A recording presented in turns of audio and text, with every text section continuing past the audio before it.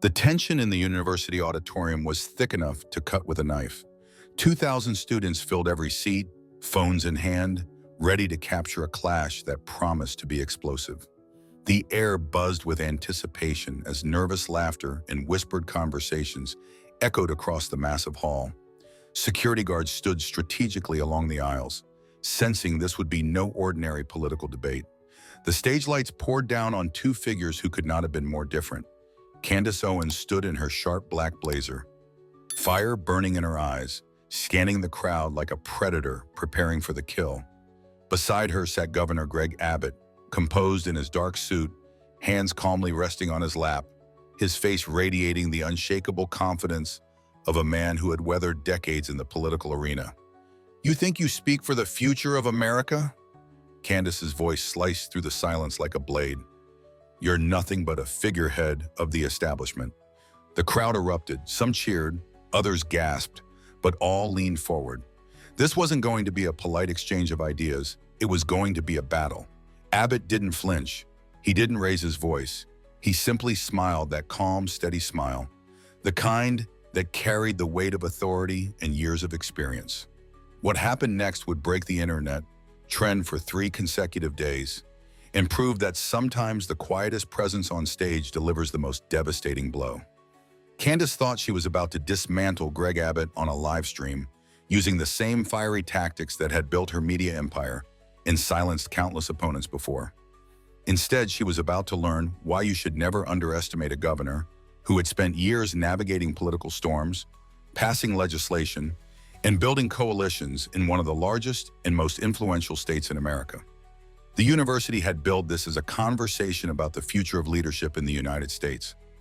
But everyone in attendance understood they were witnessing something much more consequential: a clash between two entirely different visions of conservatism itself. And the winner would help shape that conversation for years to come. To grasp why this confrontation was so explosive, you need to know who these two figures are and what brought them to this inevitable collision. Candace Owens strode onto the stage carrying the weight of her conservative empire like a crown.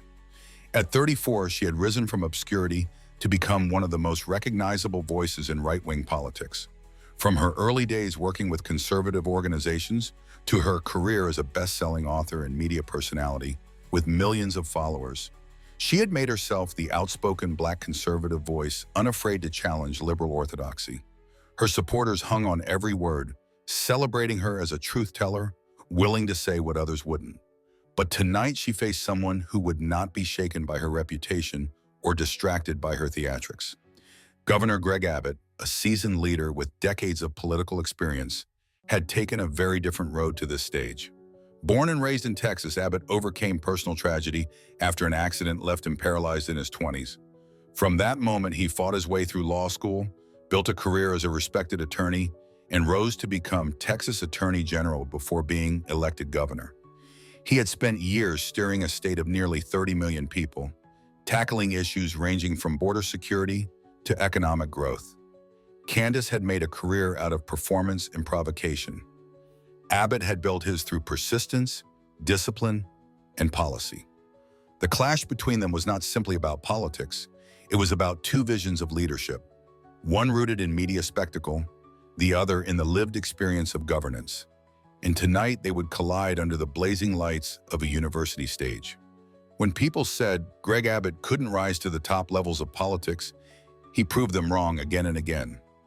He had earned his position the hard way, not by knocking on doors in working-class neighborhoods like a grassroots candidate, but by surviving a devastating accident that left him paralyzed, fighting his way through law school, serving as Texas Attorney General, and then winning the governorship of one of America's largest states. He had faced critics who doubted his resilience, opponents who underestimated his resolve, and commentators who questioned whether he could command a national platform. Each challenge only made him sharper, more disciplined, and more dangerous in debates. Where Candace Owens had built her following by being loud and controversial, Abbott had built his power through years of governance, mastering the levers of law and policy. He studied his rivals, anticipated their tactics, and struck with the patience and precision of a seasoned politician. The stakes tonight weren't just about two individuals. This was a clash between two competing visions of conservatism in America. Candace embodied the fiery, media-driven brand of right-wing populism, while Abbot represented the disciplined, institutional power of the Republican establishment. The university had marketed the event as a civil dialogue on the future of American leadership. But everyone in the auditorium knew civility was about to collapse. These weren't just two conservatives with different strategies. They were avatars of rival movements that viewed each other as existential threats. The audience mirrored that divide. On one side, Candace's young social media-ready supporters, phones raised to capture every viral moment. On the other, a mix of establishment Republicans, policy wonks, and students curious to see whether Abbott's steady hand could withstand Candace's storm. In the center sat the undecided, the ones who would shape tomorrow's headlines with their impressions. As the moderator introduced both speakers, the electricity in the air was unmistakable. This wasn't going to be a debate. It was going to be a battle for the soul of conservative identity in America. Candace leaned forward, eyes sharp, already rehearsing her attack lines. She had done her research, prepared her barbs, and was determined to expose what she saw as Abbott's hypocrisy. She thought she knew exactly how this would go. Abbot, however, leaned back in his chair, calm as still water, watching her body language, reading the room, and waiting for the perfect moment. He had studied her past debates, understood her playbook, and had prepared something special for tonight. Neither knew it yet, but this confrontation would define their careers and be studied in political science classrooms for years to come. The moderator asked the first question, something seemingly harmless about economic growth in minority communities. At first, it all appeared normal, even civil. Both answered with measured voices and familiar talking points. Candace hammered her message about school choice and entrepreneurship, citing statistics about charter schools and small business startups. Abbott countered by emphasizing economic expansion in Texas, citing job creation numbers, business-friendly tax policies, and the state's booming energy sector. But beneath the surface, the real clash was brewing, like storm clouds forming on the horizon. Candace's tone grew sharper, her gestures more animated, her gaze never leaving Abbott's face. Abbott's replies became more pointed, more deliberate, each word chosen with the precision of a man used to navigating hostile legislatures and national scrutiny. The audience sensed it too. The polite applause after each statement carried an edge of anticipation. Phones were already raised, ready for the moment the sparks would truly fly. Then the moderator shifted to criminal justice reform, and the gloves came off. The Republican establishment has failed ordinary Americans for decades, Candace declared, her voice rising. They promise law and order every election cycle and deliver nothing but more bureaucracy, more corruption, and more broken families.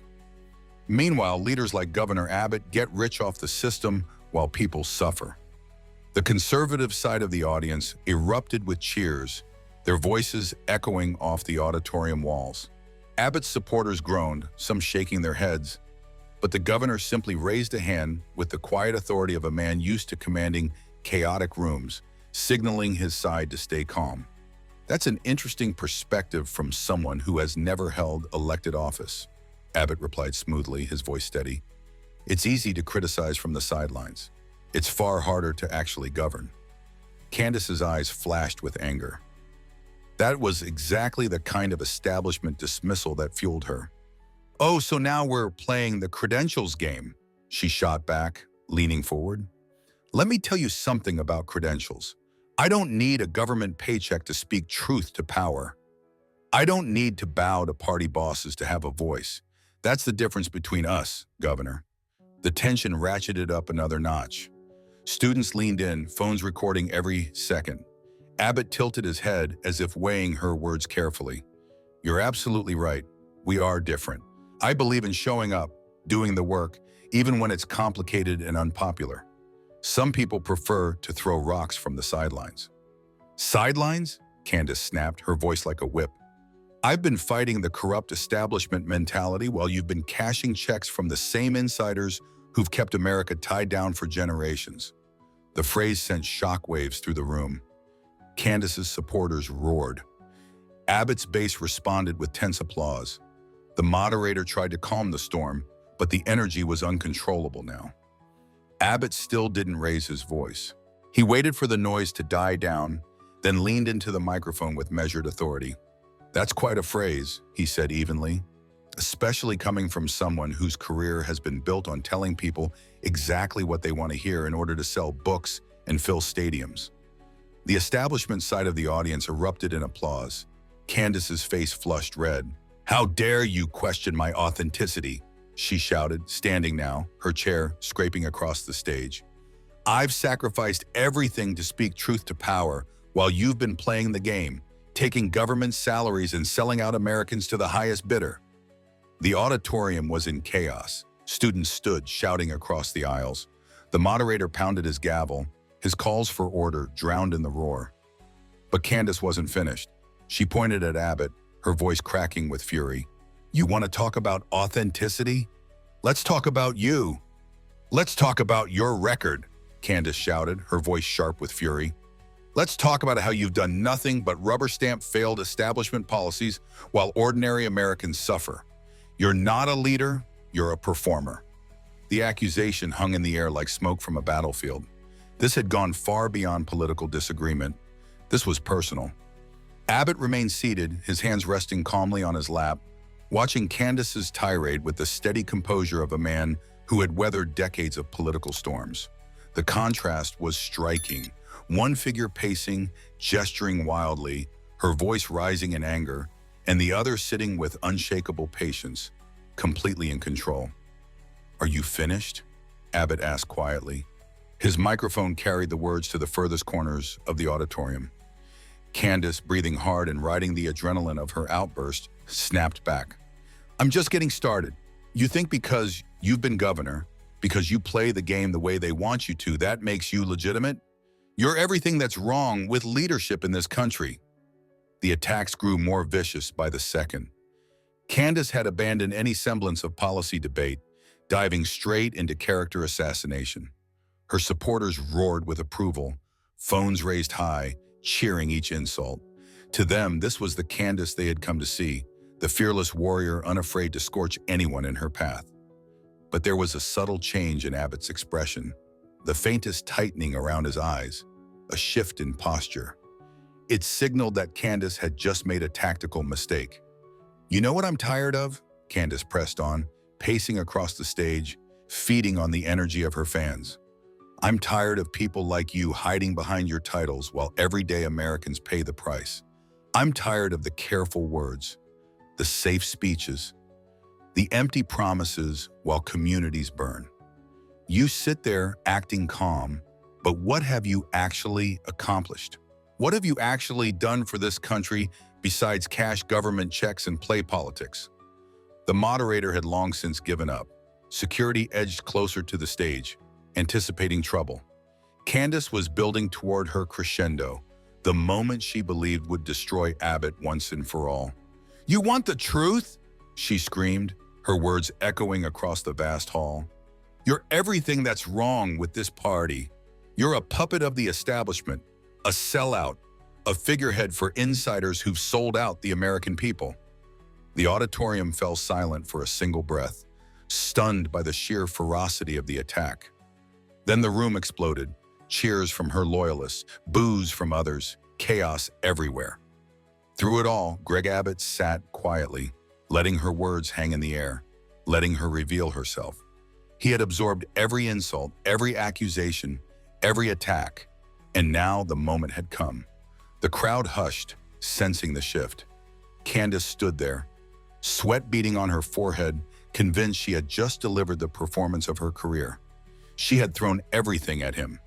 His record, his legitimacy, his reputation. Abbot lifted his eyes, calm and steady. "Ms. Owens," he said softly, "are you finished?" Candace waved dismissively. "I'm finished exposing you, if that's what you mean." Abbot nodded slowly as if weighing her words. Then unexpectedly, he smiled. "Thank you, Candace. You've just given everyone here the clearest demonstration of what I've been teaching young people for years."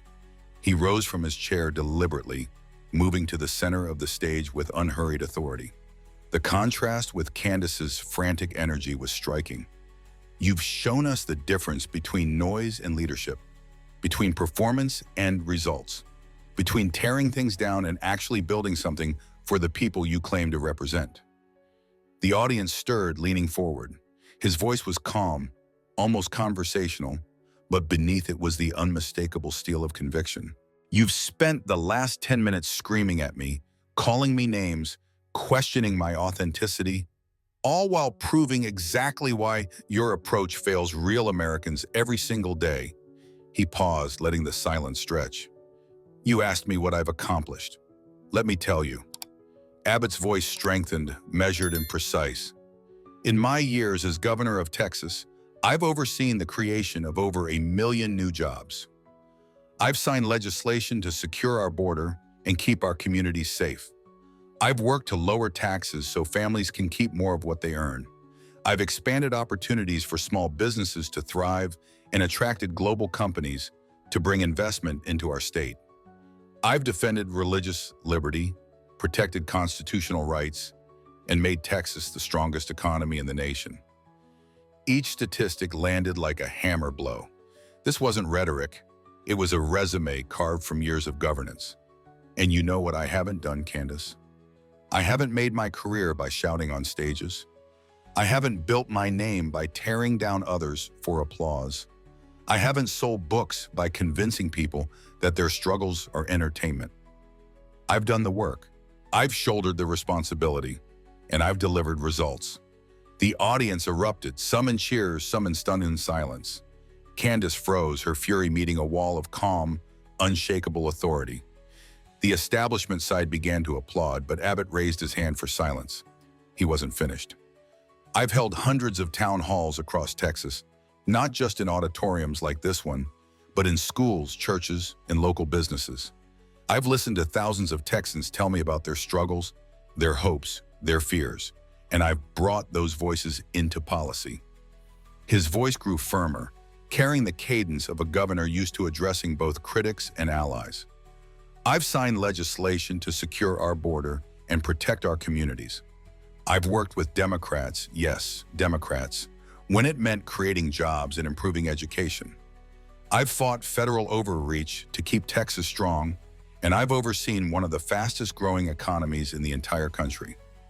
I've helped millions of families keep more of their hard-earned money through tax cuts, and I've stood up for small businesses so they could thrive instead of drown in red tape. The numbers and achievements hit like hammer blows. This wasn't rhetoric, it was results. But you know what I haven't done, Candace? Abbot continued, his voice cutting through the hall. I haven't made my career by chasing headlines. I haven't built my brand on stirring outrage for clicks. I haven't convinced millions of people that the solutions to our challenges can be found in sound bites and spectacle. The room buzzed. Candace froze, unprepared for the weight of specifics. You want to talk about authenticity? Abbot said, tilting his head. He pulled a paper from his notes and began to read. From one of your social media posts 3 years ago, the establishment doesn't care about you because all government is corrupt and should be ignored. That same week, a hurricane devastated Houston, and thousands of families needed government aid just to survive. The auditorium fell silent. The comparison was stark. You told your followers government should be abandoned. Tell that to the families I personally met who lost everything in the floods. Tell that to the veterans I've worked to ensure receive the benefits they earned. Tell that to the parents who depended on state support to keep their children safe when the lights went out during the winter storm. Candace tried to interject, but Abbot cut her off, his voice calm but commanding. I'm not finished. The authority in his tone forced her to step back. You want to know the difference between us? When you see problems, you blame the system and walk away. When I see problems, I take responsibility and work to fix them. You profit from outrage. I deliver results. He began walking slowly across the stage, directing his words not only at Candace, but at different sections of the audience. To the young people in this room, don't let anyone tell you that leadership is about shouting the loudest. Don't let anyone convince you that tearing things down is the same as building them up. Real leadership is about work, patience, and persistence. The applause swelled, but Abbot pressed through. Ms. Owens, you accused me of being a puppet of the establishment. That's ironic, because the people who profit most from your message are the very same elites you claim to oppose. When you convince Americans to give up on government altogether, who benefits? The powerful, the insiders, the ones who would rather see chaos than accountability. He let the questions hang in the air like smoke. Candace opened her mouth, but nothing came out. I'll tell you who benefits, Abbot concluded, his voice unwavering. The same people who profit from every broken system that's ever hurt working families. And they're cheering every time you perform, because distraction is exactly what they want. Candace got fact-checked in real time. One honest conservative commentator tweeted, "That's what happens when performance meets preparation." The establishment side was jubilant. Calm and collected began trending alongside Abbott receipts. Republican leaders who had been watching started sharing clips with comments like, "This is how you lead," and "steadfast leadership in action." But the most telling reactions came from the middle. The people who weren't especially political, who had tuned in out of curiosity rather than partisan loyalty. "I didn't know who either of them were before tonight," one viral tweet read.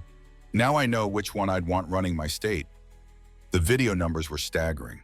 The full confrontation had been live-streamed to more than 300,000 viewers, but within hours, various clips had been watched millions of times across platforms. The quiet "Are you finished?" moment alone hit 2.3 million views in its first day. News outlets scrambled to cover the story. Political commentators who had expected a typical shouting match found themselves analyzing something much more sophisticated. A masterclass in how to respond to bad faith attacks with patience, authority, and substance. "What we witnessed tonight wasn't just a debate," one analyst observed. "It was a demonstration of what governing experience looks like when it meets political theater." The impact extended well beyond social media. Within days, Abbott's office reported a surge in volunteer signups from younger Republicans and independents who said they were impressed by his composure. Small dollar donations poured in from across the country. Most importantly, the policies he had referenced, job creation, border security measures, tax reforms, were suddenly under the spotlight, discussed in national news cycles with fresh urgency. 3 days after the confrontation, a major news network released polling data that shocked political observers. Among independents under 40, Abbott's favorability jumped 19 points. Even more surprising, his ratings among suburban moderates increased by double digits. "He showed that you can be tough without being nasty," one focus group participant explained. "He was strong but not arrogant, confident but not combative. That's what leadership should look like." The long-term implications were even more striking. Conservative media had long amplified fiery voices, like Candace Owens, who thrived on controversy and confrontation. But this clash exposed the limits of that strategy. When such figures face someone with actual governing experience and a record of concrete results, the performance collapsed. For establishment Republicans, Abbott's response became a template: how to deflect personal attacks with calm authority, how to shift focus to achievements, and how to win without sacrificing moral credibility. The confrontation also highlighted a broader shift in American politics. The era of performative soundbites was giving way to something more substantive. Voters, especially independents and younger audiences, were increasingly hungry for leaders who could back up their rhetoric with real accomplishments. Candace tried to recover in the following weeks. She appeared on sympathetic shows, posted defensive messages online, and attempted to frame the clash as a victory, but the damage was irreversible. The viral image of her shouting while Abbott sat quietly, unflinching, had become iconic, a perfect metaphor for the difference between noise and leadership. More importantly, her central claim, that establishment Republicans like Abbott were simply figureheads of a broken system, had been dismantled on stage in front of millions with facts and composure. The contrast could not have been sharper. One person built her career by stoking outrage and selling spectacle. The other built his career by governing one of the largest states in the nation, taking responsibility and delivering results. 3 months later, when a major political magazine released its annual Leaders to Watch issue, Greg Abbott appeared on the cover. The headline read, "The Steady Hand, the Future of Conservative Leadership." In the accompanying interview, Abbot reflected with characteristic thoughtfulness. What that night showed, he said, is that Americans are tired of the shouting. They want leaders who do the work, who take responsibility, and who deliver. That's not about left or right, it's about leadership, and leadership means results. The interviewer asked Abbot if he had any regrets about how he handled Candace's attacks. He considered the question for a moment before replying. I regret that our political culture has reached a place where shouting matches get more attention than solutions, he said. But I don't regret standing up for the people of Texas and the work we've accomplished. Someone has to remind folks that leadership is about responsibility, not performance. He paused, then allowed a small smile. Though next time, I may not be quite so patient waiting for someone to finish their tantrum. The confrontation had changed both figures' careers, though in opposite directions neither could have fully anticipated. Candace saw her influence wane as more people began questioning the substance behind her provocations. Several high-profile speaking engagements were quietly canceled, and her book sales slipped for the first time in years. Abbot, on the other hand, found himself elevated onto a broader national stage. His reputation for steadiness and discipline suddenly amplified. He began receiving invitations to speak at major universities, policy summits, and conservative leadership conferences across the country. But perhaps the most important impact wasn't on Abbot himself. It was on the young people who witnessed the exchange. Not just those in the auditorium, but the millions who watched clips online and passed them around to friends and family in classrooms, community centers, and living rooms across America. They were learning a different lesson about leadership. You don't have to shout to be heard. You don't have to destroy others to prove your own strength. You don't have to choose between being tough and being substantive. Sometimes the most powerful response to rage is composure. Sometimes the best answer to noise is results. Sometimes the way to win isn't to fight fire with fire, but to fight fire with facts.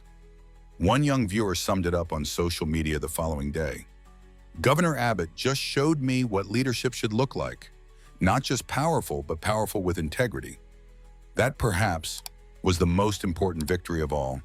The image of Candace Owens shouting while Greg Abbott sat in calm authority has become more than a viral clip. It has become a symbol of what authentic leadership looks like in an era addicted to noise. It proved that sometimes the most devastating response to aggression is grace, and the best answer to performance is substance.